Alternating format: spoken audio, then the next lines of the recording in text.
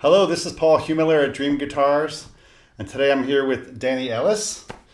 Danny is a musician, multi-instrumentalist, incredible singer and songwriter and lyricist, and luckily for all of us, he teaches as well. So we're here today to talk a bit about what Danny does, and I'm really looking forward to it. So without further ado, we'll get started. Hello, Danny. Welcome. Hey, Paul. Thanks for having me. Anytime at all. So Danny, tell us a little bit about your background in music. Okay. I started off playing trombone in the school band, in an orphanage band. And there was 800 kids in that orphanage. And so the band was a very loud band. And that was my life, playing absolutely as loud as I possibly could. And that kind of ruled my life for a long time. So I played in the orphanage band, and then when I left, I played in cover bands, Dixieland bands, and throughout Ireland, dance bands at the time, and that was a lot of fun. And but over the years, I started to notice that the teaching that I had had in the orphanage wasn't really serving me, so I had to find a better way of performing that wouldn't tire me out. And that is part of the reason why I became a teacher, was because I really had to find a way of doing things that wasn't killing me. So the ways that you expanded on that with your own search and now that some of the techniques that you teach, just talk a little bit more about what you sort of discovered for yourself and how that now has become subject matter for what you're trying to help others do. Right. We tend to depend on our ability, and we develop our talents, and it's great to do that. But there's something else that we can forget. And I was doing a lot of practice and a lot of focusing myself on music, but it still wasn't happening for me.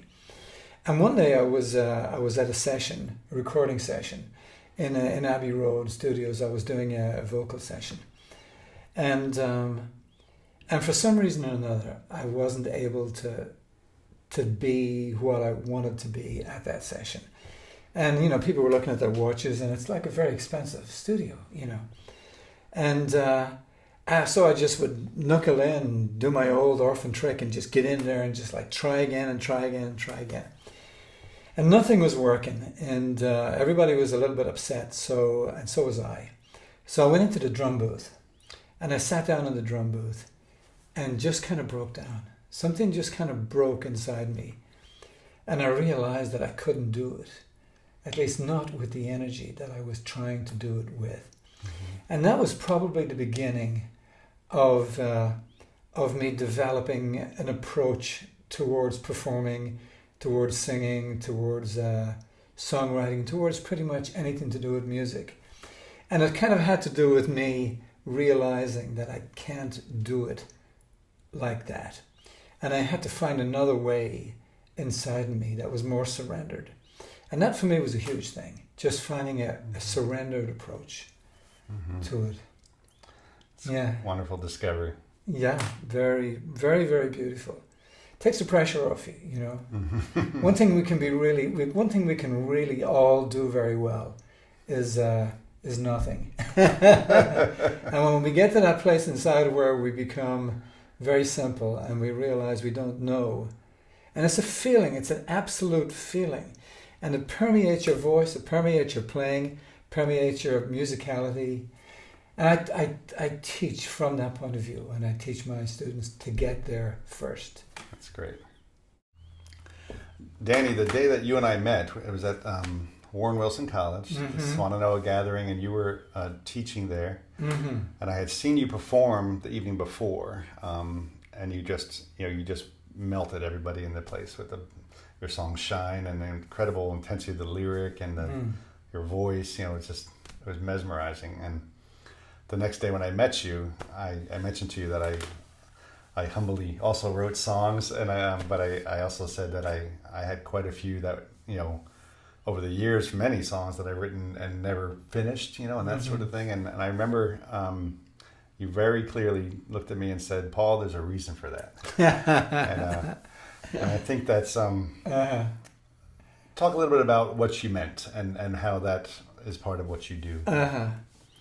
Well, I think what happens is we get inspired with an idea, or maybe it's a riff or a groove or whatever it is, and we kind of like allow all kind of other elements to come in, and what it does is it diffuses the original focus of the idea. See, if you have an idea for a song, then somehow or another you were touched by an idea. Something hit you somewhere that meant something to you. Mm-hmm. So if you can keep following that initial thing, the song will be able to finish itself. And the other thing is you may have all kinds of subtext going on in the back of your head that you would like to get in. And there is the subtext. There is the other corridors of maybe your lyric or whatever it is you want to get across. Mm-hmm. But you have to keep bringing it home to the one focus that originally got you, because that is a real connection. Mm-hmm. When you listen to something on a radio, or you're in a friend's house, you're at a party or something, and you hear something on a record, and you just go, wait a minute, and your friend is saying something to you, and you stop because something just got you, And so when something gets you, if you can be true to that thing that got you, it'll take you to the rest of your song. It's just hard sometimes to focus on that. Right. And I teach ways of focusing in, kind of mindfulness, ways of focusing in on your idea, focusing in on what it is that really got you. Was it the groove? Was it the lyric? Was it the melody? And focus in on that and let that kind of be the impetus that'll carry you through. That's great advice. I've been studying with Danny for about 2 years now, and to say that it's improved my music is a gross understatement. I feel like for the first time in my life, and I've been writing songs now for going on 40 years, if you can believe that, but for the first time in my life, I'm writing songs I'm truly proud of, from the first word to the last. Danny has helped me find what I always knew was inside of me, and he's helped me to be able to access it much more easily and readily. And songwriting now is a complete joy. Where I used to occasionally get inspiration and write a good part of a song, then I would always struggle to finish it and be able to, just complete my catalog of songs, of which there's many.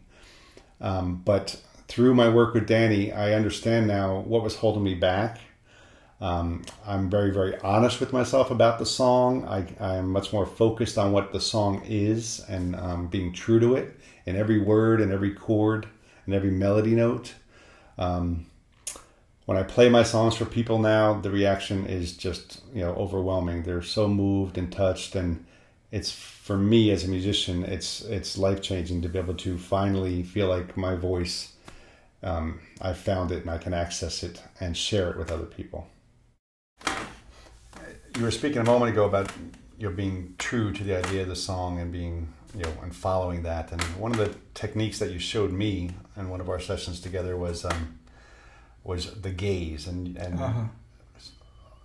gazing into your idea and finding the path. Can you talk a little bit about what that is and how you teach that? It's kind of like a mindfulness thing, but it's mindfulness with a purpose. It's a mixture of kind of like intentionality and surrender. And I'm writing a book at the moment called Passaggio, and Passaggio is like that, finding a bridge between the outer and the inner. So there's this inner part of you, and we get to it by reflection. We get to it by kind of reverie or by introspection. And then there's this outer part, which is kind of like our ideas, our mental landscape, all the things that are there about your song.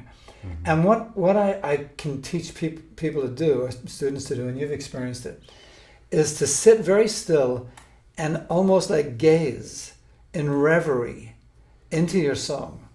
So you're being very surrendered, but you're being very dynamic in the way that you look across what has meaning for you in your song and the ideas and the mental corridors that lead off this. and you can be very still and just find ways into your song, which you never would just by kind of typing, just by writing and so on, or just by singing. Singing is a beautiful way, just like letting things rip and letting stuff come out is a beautiful way to get to your subconscious. But they say that the best way to get to your subconscious is to have your, what you call your alpha waves going at the same time as your theta waves. And the gaze can help you to do that. It's like there's this conscious part of you accessing your subconscious, and you're able to kind of like get an interplay, which is very cool. Yeah. Along the lines of speaking about Passaggio there, Danny, you've been helping me with the technique of trying to unify my registers and sort of have some more balance with when I use powerful voice and at the same time, having more control. So right. talk a bit about how it works in the voice. Sure. So we all have this like ability to kind of like to set at it, to go at it, and to give a lot of like energy to something. And we're not so good at the other side of it, taking a step back, And it's like the voice. It's like the energy goes that way, but also when we get it right in the voice, there's energy going this way. And so there's a passaggio there, as well as there is a passaggio in the registers of a voice. So when you go, for instance, if you hit something in the passaggio range, say from B flat to E flat, and you go, ah, you can also sing that in the head voice, like, ah. So what I teach people to do is to unify both of those energies, where you have the strength of the chest and the ease of the head, so you can get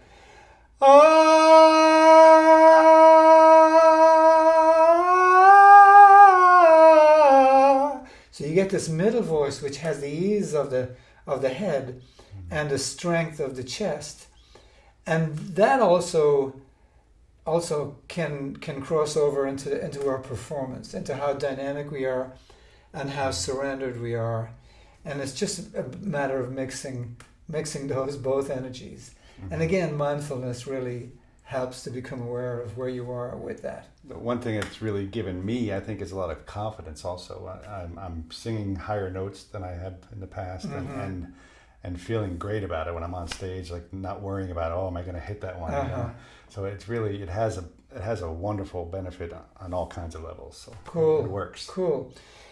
So much of it has to do with being, because if you're settled inside in yourself, and to me that's like the most important. That's one of the most important things that I teach people to do. Just keep settling, keep releasing, and if we keep releasing, then we can really give it some stick. If you release immediately, you can give it a lot of stick, and release immediately, and give it a lot of, Right. A lot of people don't know how to do that. They just kind of give it, and they find themselves at the end of the song where they've never let go for a second. Right. And then they go into the next song carrying the stress of the last one. And one of the things you mentioned to me about that is, for the audience's sake, they need a break too. They need a break. It's really nice to have a little, even in the middle of a verse, give them a chance to catch their breath. That's right. If you catch your breath and you're releasing, they actually have permission to release as well. It feels better. But if you're like on, they feel like they have to be there with you, and it's exhausting for everybody. Yeah. Maybe you have to get to 65 years of age before you realize that. I think it's partially wisdom and old age. One of the things I love about our times together is you're very organic and free form and willing to take whatever I bring that day. So like, I remember particularly one day we were doing a lesson and I was sort of rushing, getting to the lesson. My day was not yet off my shoulders, and I love the way you just said, Paul, close your eyes, you turn around in your chair, or maybe lay down on the floor, and we did some breathing. And we really got present. It's sort of very much a meditation technique to sort of to let everything else go, get present, so that we could do our best work. Can you talk a little bit more about how meditation has worked for you in your life, musically and or not, and also how it now informs your teaching and helps others? I often think of it like like something that can swivel up and down and around and anywhere, is very free. but most of the way that we think and the way that we act, we're not free. We're, I'm going to work. I'm going to work, and I have my work vibe in, or I'm going to call my boss, or I have to do this, or I have to do it. So we have this agenda all the time.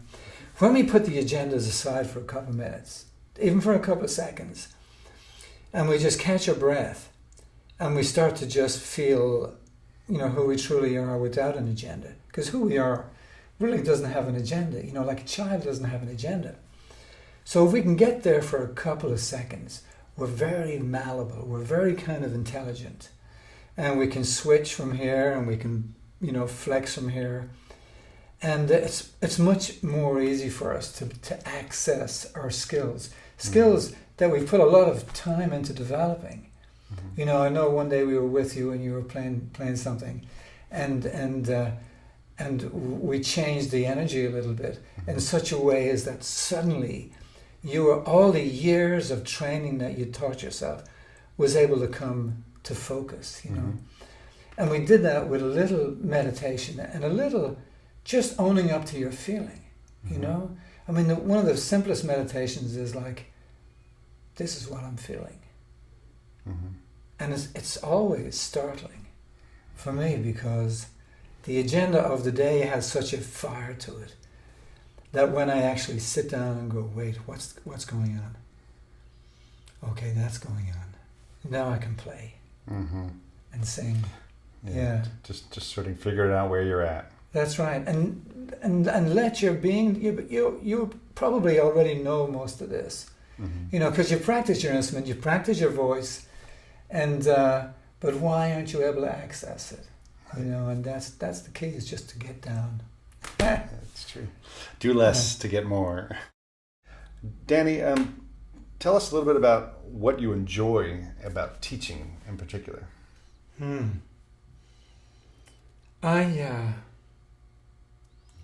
I love to provide a space that sets people totally at ease. I mean, that's very important for me, simply because I need to be at ease myself. So I love being with people who want to be at ease and open up to the possibility of seeing things differently. And that doesn't just have to do with me. One of the things I love about teaching is that I'm learning just as much from the student. And when I recognize the student, I mean, the student has that same energy, the same soul as I have. And when I recognize that in a student, and truly recognize it, something really amazing happens. And little things that I've learned, I can then transmit them really kind of easily from that recognition. That's what I love about teaching. I'm not about loading information onto people, because information is you can get information on the web. You can go to YouTube, you can get any amount of information on there. But I believe that I have learned how to overcome some really big things inside myself with my upbringing. And I've learned how to let go a little bit. And it's great pleasure to be able to help other people to just let go. Just to let go and be yourself and find what it is that you really like about music and follow that. Yeah. A job well done. Yeah, it's. I mean, I love it. I mean, it's just I have more energy after my lessons than I do beforehand. And people are so beautiful. Students are just people who have made up their mind to come to somebody else to learn something from them.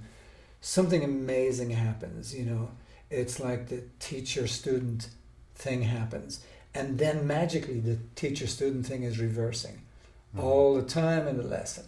And if you're getting it right, you're getting as much from the lesson as the student is, and that's what I love about the process. Danny, just tell us a little bit about Danny Ellis. Just give us a little insight into the man. The man. Well, that's a good one. I'm a work in progress, As we all are. like everybody else. As you well know, I was brought up in a crazy Irish orphanage where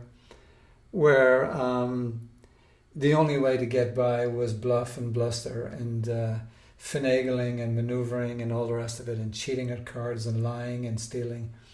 And so that's the way I started off. I started off like that, bit of a blackguard really.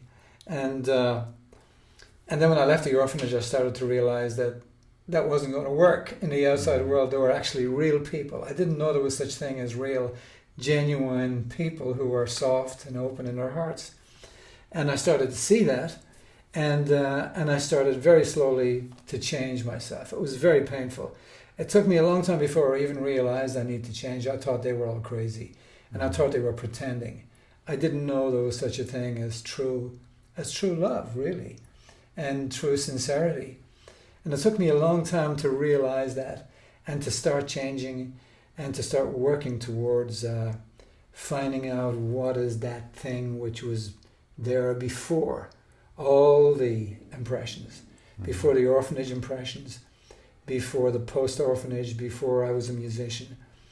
So I really went on a search to find out what was that which was there first.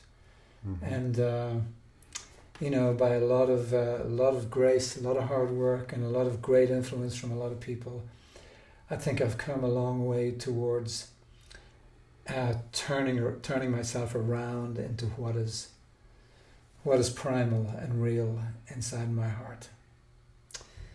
And that's my life's journey. All right. You can reach Danny Ellis at his website, DannyEllisMusic.com. Danny offers lessons in voice, songwriting, lyrics, and general musicality. He has taught such known artists as Billy Jonas, David Wilcox, Peggy Seeger, David Holt, Cat Williams, and myself, Paul Humiller. Lessons are available in person, just outside of Asheville, North Carolina, or via Skype anywhere in the world. And Danny is also available for workshops.